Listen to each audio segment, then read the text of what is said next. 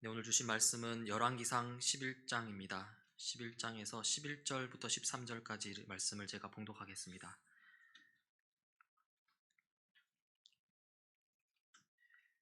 여호와께서 솔로몬에게 말씀하시되 네게 이러한 일이 있었고 또 내가 내 언약과 내가 네게 명령한 법도를 지키지 아니하였으니 내가 반드시 이 나라를 네게서 빼앗아 네 신하에게 주리라. 그러나 내 아버지 다윗을 위하여 내 세대에는 이 일을 행하지 아니하고 네 아들의 손에서 빼앗으려니와 오직 내가 이 나라를 다 빼앗지 아니하고 내 종 다윗과 내가 택한 예루살렘을 위하여 한 지파를 네 아들에게 주리라 하셨더라.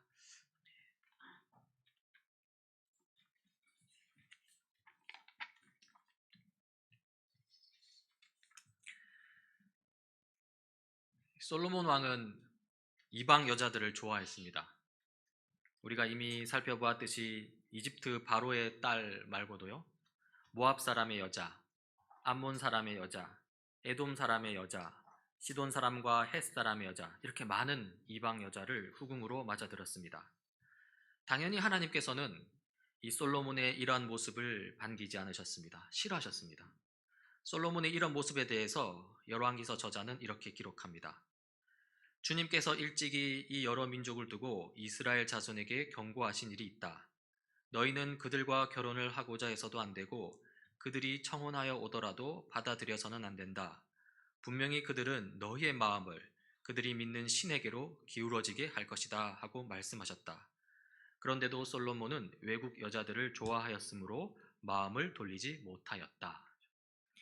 솔로몬이 이방 여자들, 외국 여자들을 좋아했고요, 그 마음을 하나님께로 돌리지 못하였다고 하는데요, 솔로몬은 확실히 타락했습니다. 열왕기서 저자는 이렇게 기록합니다. 그는 자그마치 700명의 후궁과 300명의 첩을 두었는데 그 아내들이 그의 마음을 사로잡았다. 솔로몬의 이방 아내들이 이 솔로몬의 마음을 사로잡았다고 하죠. 원래 하나님 나라를 상징하는 이스라엘 나라의 왕은요, 하나님께 그 마음이 사로잡혀야 합니다. 하나님께 마음이 사로잡혀서 하나님의 뜻대로 나라를 다스려야 합니다. 하지만 지금 솔로몬은 그렇지 않습니다. 하나님이 아닌 이방 아내들에게 마음이 쏠려 있고요, 여기서 우리는 타락한 솔로몬을 보게 됩니다. 그리고 열왕기서 저자는 계속해서 이렇게 하는데요, 솔로몬이 늙으니 그 아내들이 솔로몬을 꾀어서 다른 신들을 따르게 하였다. 그래서 솔로몬은 자기의 주 하나님께 그의 아버지 다윗만큼은 완전하지 못하였다. 이방 아내들한테 그 마음이 사로잡혔다고 했는데요, 이제 그 이방 아내들이 솔로몬을 꾀어서 다른 신들을 따르게 했다고 나옵니다. 쉽게 말해서 우상 숭배하게 했다는 것이죠. 솔로몬은 자기 아버지 다윗과도 비교되는데요, 다윗만큼 완전하지 못했다고 합니다. 사실 다윗에 한참 미치지 못합니다. 그 뒤 구절을 읽어보면 명확해집니다. 솔로몬이 시돈 사람의 여신 아스다롯과 암몬 사람의 우상 밀곰을 따라가서 주님 앞에서 악행을 하였다. 그의 아버지 다윗은 주님께 충성을 다하였으나 솔로몬은 그러하지 못하였다. 이제는 솔로몬이 악행을 했다고 분명히 기록합니다. 주님 앞에서 악행을 하였다. 어떤 악행을 저질렀습니까? 시돈 사람의 여신 아스다롯을 우상 숭배했죠. 암몬 사람의 신 밀곰을 우상 숭배했습니다.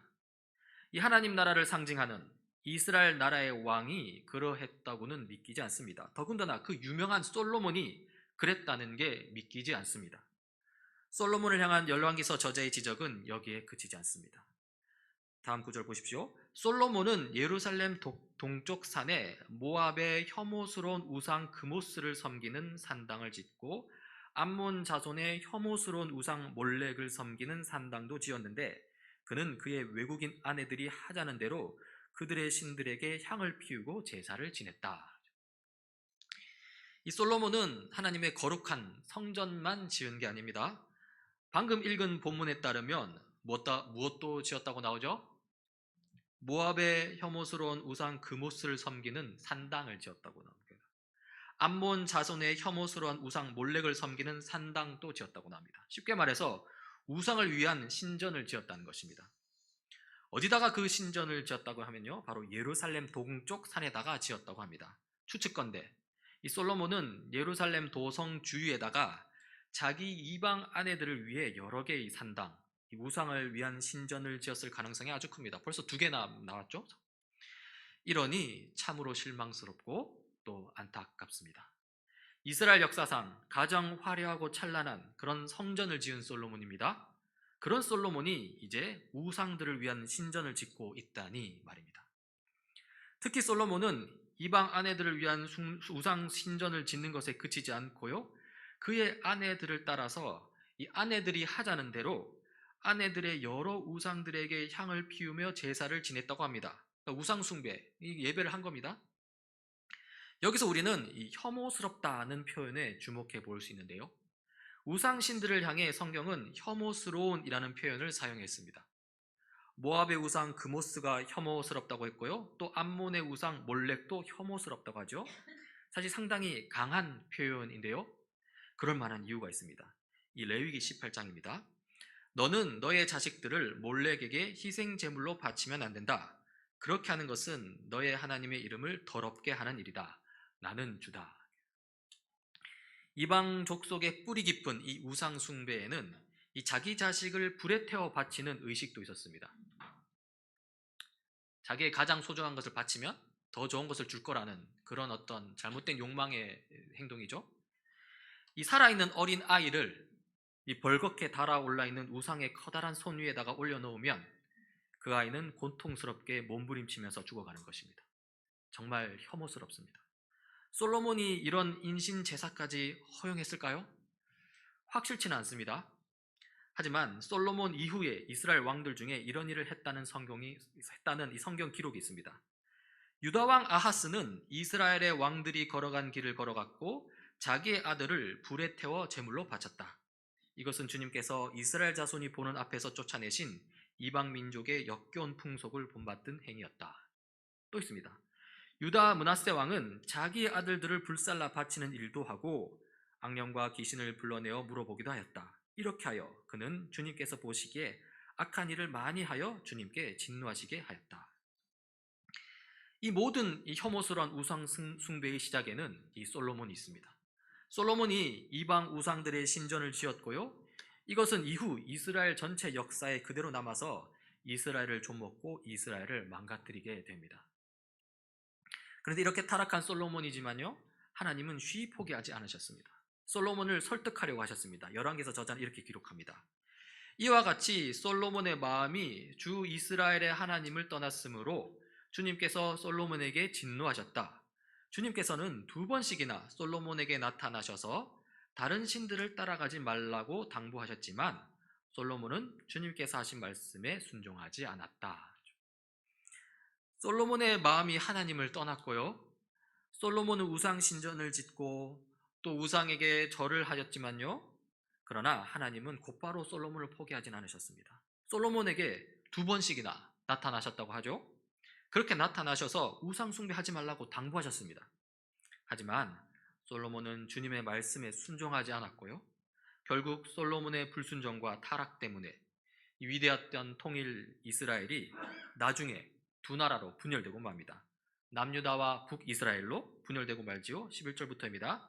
그러므로 주님께서 솔로몬에게 이렇게 말씀하셨다. 네가 이러한 일을 하였고 내 언약과 내가 너에게 명령한 내 법규를 지키지 아니하였으니 내가 반드시 너에게서 왕국을 떼어서 너의 신하에게 주겠다. 다만 네가 사는 날 동안에는 너의 아버지 다윗을 보아서 그렇게 하지 않겠지만 너의 아들 때에 이르러서는 내가 이 나라를 갈라놓겠다. 그러나 이 나라를 갈라서 다 남에게 내주지는 않고 나의 종 다윗과 내가 선택한 예루살렘을 생각해서 한 지파만은 네 아들에게 주겠다. 이스라엘을 둘로 분열시킵니다. 분열시키되 아버지 다윗을 보아서 이 솔로몬이 살아있을 때는 그렇게 만들지 않겠다고 하십니다. 그 대신 이 솔로몬의 아들 때 이르러서 이스라엘을 둘로 나누겠다고 하십니다. 둘로 나누어서 둘 다 남에게 주는 것은 또 아니고요, 그 중에 하나는 다윗을 생각해서 솔로몬의 아들에게 주겠다고 하죠. 이렇게 해서 이 통일 이스라엘은 나중에 남유다와 북이스라엘 이 두 나라로 분열되고 맙니다. 이 남유다는 다윗과 솔로몬의 자손들, 곧 유다 지파 자손들이 왕이 되어서 다스리고요. 그리고 북이스라엘은 유다 지파와 늘 긴장 관계에 있던 나머지 이스라엘 지파들 중에 왕이 나와서 다스리게 됩니다. 이 다시 솔로몬으로 돌아오면요. 솔로몬은 두 번씩이나 나타나서 당부하시는 하나님을 거부합니다. 그렇죠? 하나님의 말씀을 따르지 않습니다. 그러자 하나님께서 이 솔로몬의 대적자들을 보내시는데요. 에돔의 왕족 하닷, 그리고 시리아의 왕 르손이라는 인물을 보냅니다. 그전에는 아무도 솔로몬을 대적할 수 없었습니다. 하나님께서 그렇게 만들어 주셨습니다. 실로 솔로몬이 왕권을 확립한 뒤에 다음과 같이 말할 정도였습니다. 이제는 주 나의 하나님께서 내가 다스리는 지역 온 사방에 안정을 주셔서 아무런 적대자도 없고 불상사가 일어날 일도 없습니다. 아무런 적대자가 없다고 하죠. 하지만 솔로몬이 하나님의 뜻을 따르지 않을 때 하나님은 솔로몬에게 적대자를 보내셨습니다. 솔로몬을 하여금 무언가 일이 잘못되고 있음을 깨달으라는 것입니다. 먼저 에돔 사람 하닷입니다. 하닷은 이 다윗의 군사령관 요압이 이 에돔을 정벌할 때 요압을 피해서 이집트로 피신했던 사람입니다. 그 당시 하닷은 이제 어린 소년이었는데요. 이집트에 피신해서 살면서 이집트 왕 바로의 마음에 들게 됩니다. 그래서 바로는 왕비의 여동생, 곧 자기 처제를 이 하닷과 결혼시킵니다. 이렇게 하닷은 이집트에서 장성했고요. 이 다윗과 요압이 죽었다는 소식을 듣고 다시 자기 고향 에돔으로 돌아옵니다. 그리고는 에돔의 왕이 되어서 이제 솔로몬을 괴롭히는 것이죠. 시리아의 왕 르손도 있습니다. 르손도 과거 다윗의 정벌 전쟁을 피해서 이 시리아로 피신했는데요. 거기서 시리아의 왕이 됩니다. 그렇게 시리아의 왕이 되어서 솔로몬을 괴롭히는 것이죠. 성경은 이렇게 기록합니다. 르손은 솔로몬의 일생 동안에 이스라엘의 대적자가 되었다. 그렇지 않아도 솔로몬은 하닷에게 시달리고 있었는데 엎친 데 덮친 격으로 르손에게도 시달렸다. 르손은 시리아를 다스리는 왕이 되어서 계속해서 이스라엘을 괴롭혔다. 다시 말해서 솔로몬의 영화는 끝이 난 겁니다.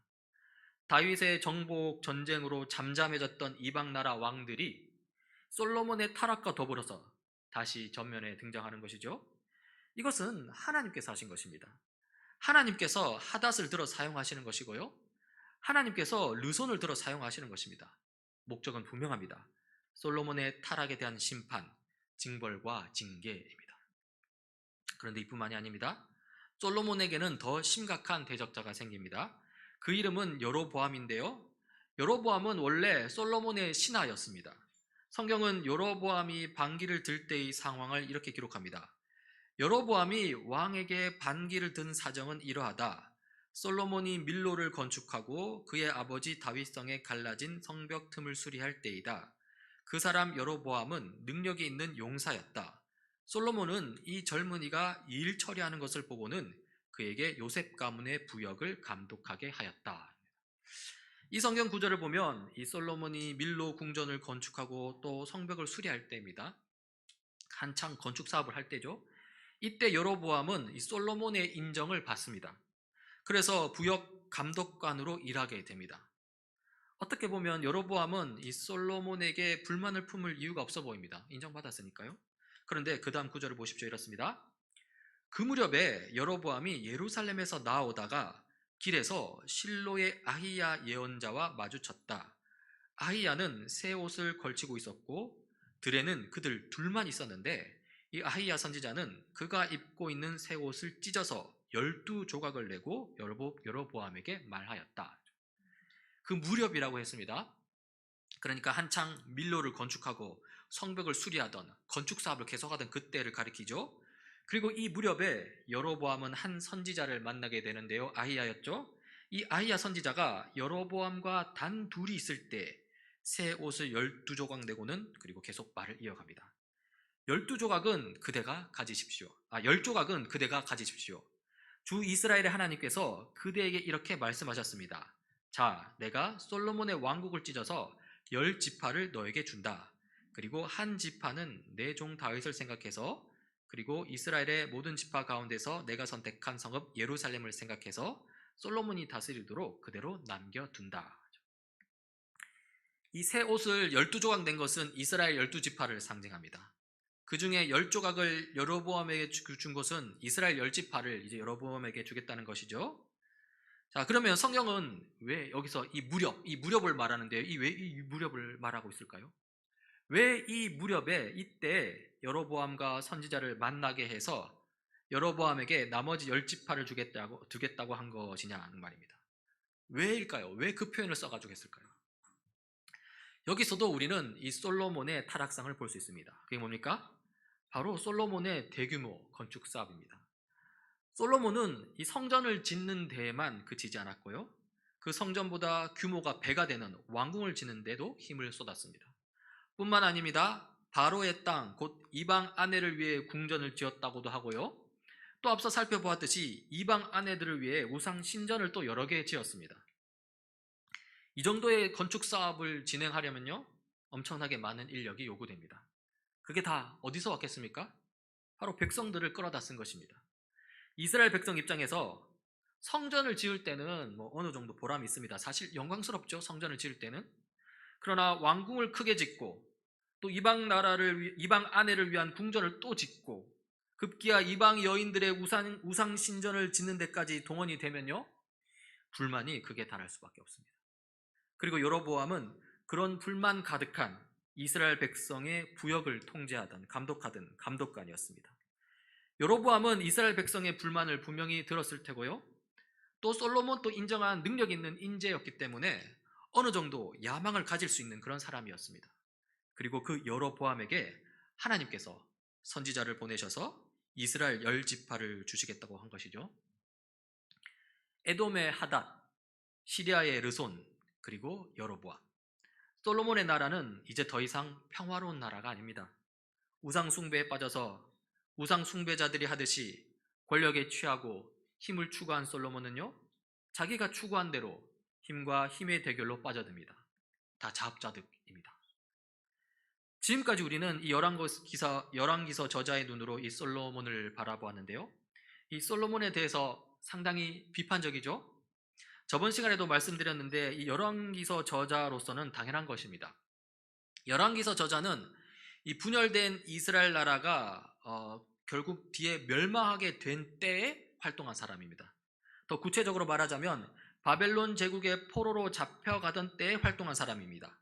그래서 열왕기서 저자는 이 자기 시대의 질문에 직면해야 했습니다.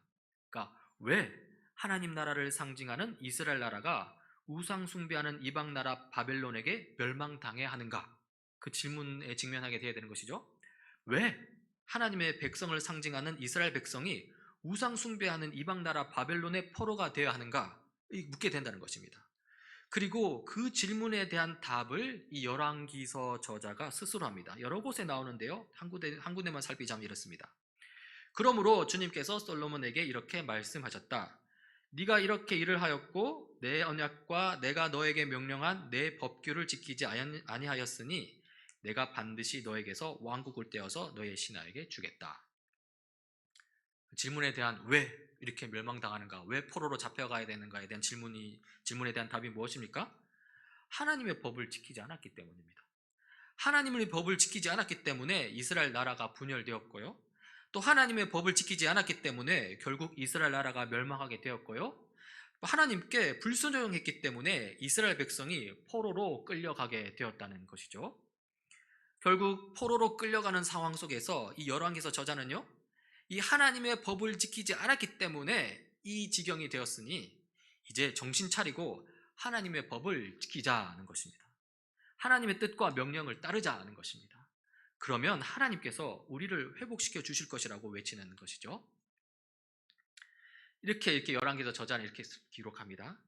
그런데요, 이 동일한 시기, 동일한 사건을 두고서 이 열왕기서 저자와는 다른 관점으로 다른 해석을 하는 성경 저자가 있습니다. 그가 바로 역대기서 저자입니다. 열왕기서와 역대기서는 사무엘서 포함해가지고 이 동일한 시기를 기록합니다. 나란히 기록합니다. 그래서 둘 다 이 솔로몬에 대해서도 기록하는데요. 그렇지만 이 열왕기서 저자와 이 역대기서 저자가 처한 상황이 다르고요. 그래서 이 동일한 시기, 동일한 사건에 대한 해석도 다릅니다. 먼저 두 저자의 상황이 다른데요. 뭐가 다르냐 하면은 열왕기서 저자는 이스라엘이 이방 나라의 포로로 끌려갈 때 그때 열왕기서를 기록했습니다. 하지만 역대기서 저자는요, 이스라엘이 이제 이방 나라로부터 풀려날 때, 그러니까 포로 생활을 끝내고 다시 고향 땅 가나안으로 돌아올 때 기록했다는 것입니다. 한번 직접 좀 찾아보면요, 먼저 열왕기서의 마지막 장 내용입니다. 이렇게 유다 백성은 포로가 되어서 그들의 땅에서 쫓겨났다. 바빌로니아의 느부갓네살 왕은 자기가 유다 땅에 조금 남겨놓은 백성을 다스릴 총독으로 사반의 손자요 아이감의 아들인 그달리아를 임명하였다. 지금 유다 이스라엘 백성이 그들의 땅, 곧 하나님이 이스라엘에게 주셨던 가나안 땅으로부터 지금 쫓겨나고 있는 것이죠. 그리고 거의 대부분 포로로 잡혀갔습니다. 그리고 일부만 가나안 땅에 남았는데요, 바벨론 왕이 그 일부를 다스릴 이 총독을 임명했다고 나오죠. 그리고 이렇게 열왕기서는 마치게 됩니다. 그러니까 이 포로로 끌려갈 때 기록되었다는 것이죠. 하지만 역대기서는 좀 다릅니다. 역대기서 마지막 장을 보면요, 이렇게 기록되어 있습니다. 페르시아의 고레스 왕은 다음과 같이 선포한다. 주 하늘의 하나님께서 나에게 이 땅의 모든 나라를 주셔서 다스리게 하시고 유다의 예루살렘에 그의 성전을 지으라고 명하셨다. 이 나라 사람 가운데 하나님을 섬기는 모든 백성에게 하나님께서 함께 계시기를 빈다. 그들을 모두 올라가게 하여라. 이 페르시아의 고레스 왕이 등장하는데요, 이 바벨론을 물리치고 세워진 나라가 바로 페르시아 제국입니다. 페르시아 제국은 이 바벨론 다음에 세워져서 여전히 이스라엘을 포로로 잡고 있는데요, 이 페르시아 제국의 왕이 이제 유다 백성을 해방시켜 준다는 것입니다. 그들을 모두 올라가게 하여라 라고 하는데요, 고향 예루살렘으로 돌아가라는 것입니다. 거기서 성전을 짓도록 해 준다는 것입니다. 상황이 다르죠? 열왕기는 포로로 끌려갈 때이지만요, 역대기는 포로 생활로부터 해방될 때입니다. 좀 많이 다릅니다. 포로로 끌려갈 때는 왜 포로로 끌려가야 하는가, 이 질문을 하고 반성을 하고 그래서 고쳐야 될 점을 찾아야 하지만요, 쉽게 말해서 경고의 메시지가 필요하지만요, 이제 기나긴 포로 생활로부터 해방될 때는 좀 다릅니다. 기나긴 포로 생활로 인해 지친 유다 이스라엘 백성입니다. 그래서 이들에게는 이제 경고의 메시지가 아니라 이제 소망의 메시지가 필요하다는 것이죠. 그래서 솔로몬의 이야기를 하더라도 솔로몬의 부정적인 이야기는 다 빼버립니다. 그리고 영광스러운 솔로몬의 성전을 중심으로 희망찬 이야기를 합니다. 포로 생활 동안 하나님의 심판, 하나님의 징계와 징벌을 다 받았으니 이제 힘을 내라는 것이죠. 소망을 가지라는 것입니다. 실제로 이 역대기서는 오늘 우리가 살펴본 그 열왕기상 11장의 내용을 통째로 빼버립니다. 솔로몬이 하나님으로부터 마음이 떠났다는 기록 다 빼버립니다. 솔로몬의 대적들이 일어났다는 기록 다 빼버립니다. 11장 내용뿐만 아니라요, 열왕기서에서 비판적으로 언급하고 있는 이방 여자를 아내로 들인 부분도 빼버리고요, 대규모 건축사업 강제 노역에 대한 부분도 빼버립니다. 당연히 솔로몬이 심각한 우상 숭배에 빠졌다는 부분도 다 빼버립니다.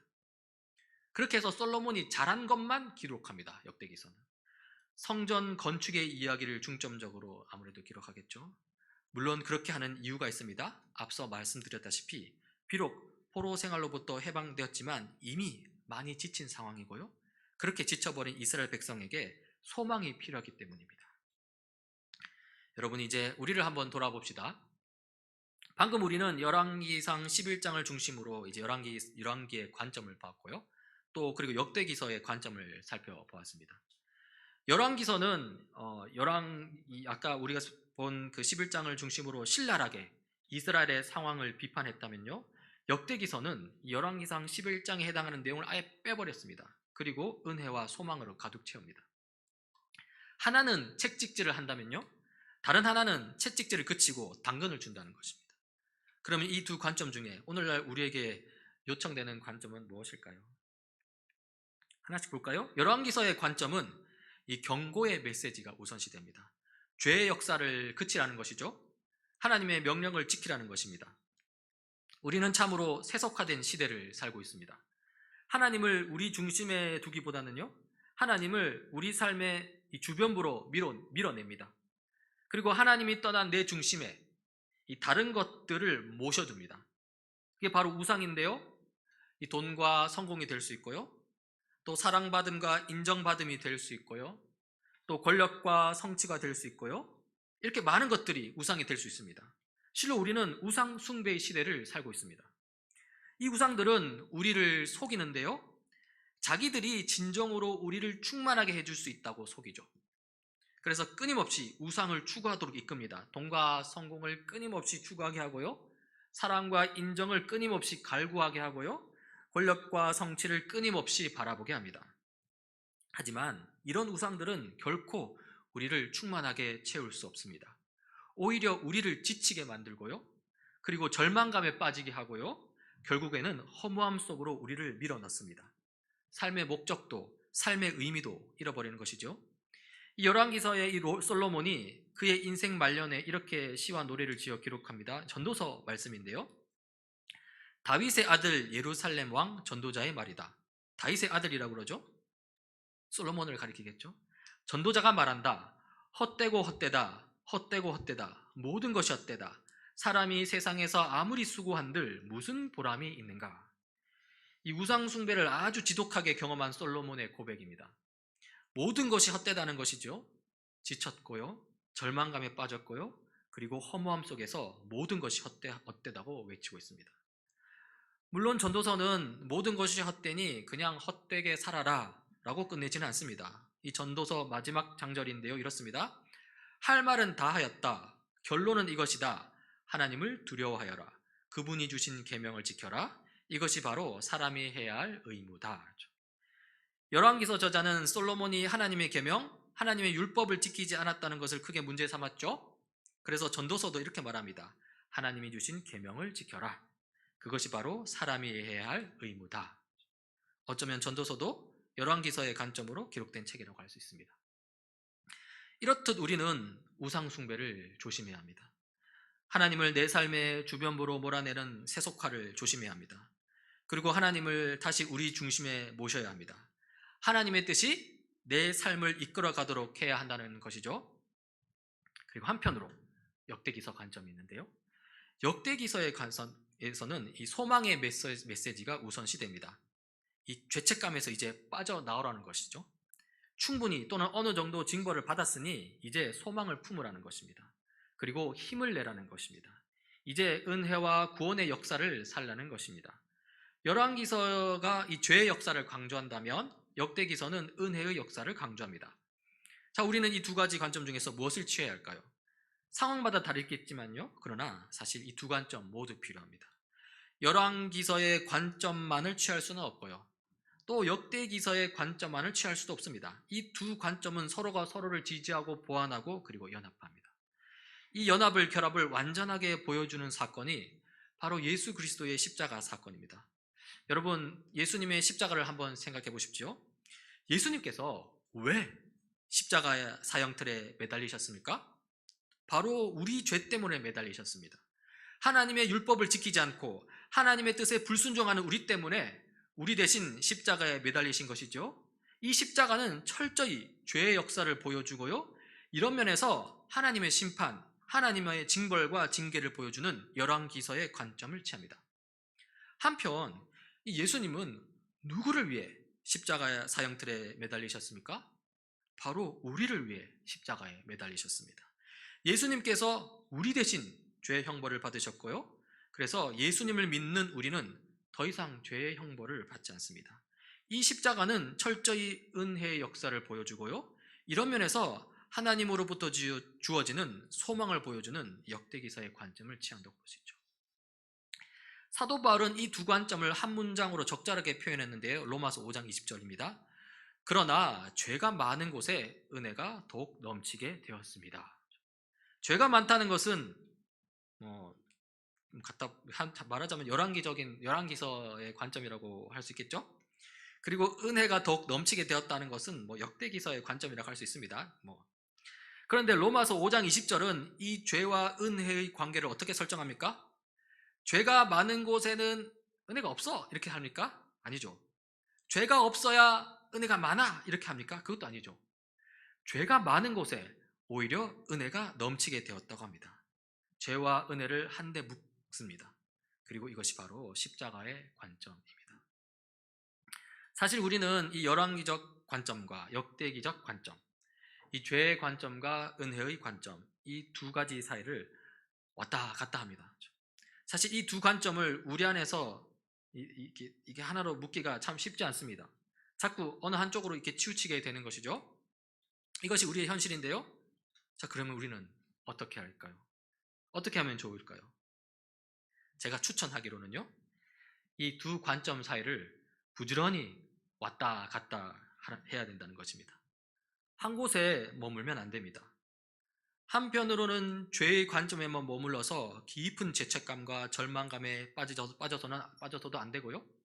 다른 한편으로는 이 은혜의 관점에만 머물러서 위험한 낙관론과 더 심하게 발전해서 양심마저 무뎌진 그런 세속화에 빠져서도 안 된다는 것입니다. 부지런히 왔다 갔다 해야 됩니다.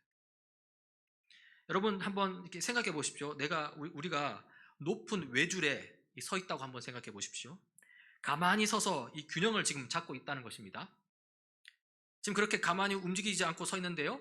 그렇게 가만히 움직이지 않고 서 있다고 해서 정말 아무것도 안 하고 이렇게 가만히 서 있는 것입니까? 편안하게 서 있는 것입니까? 그렇지 않죠.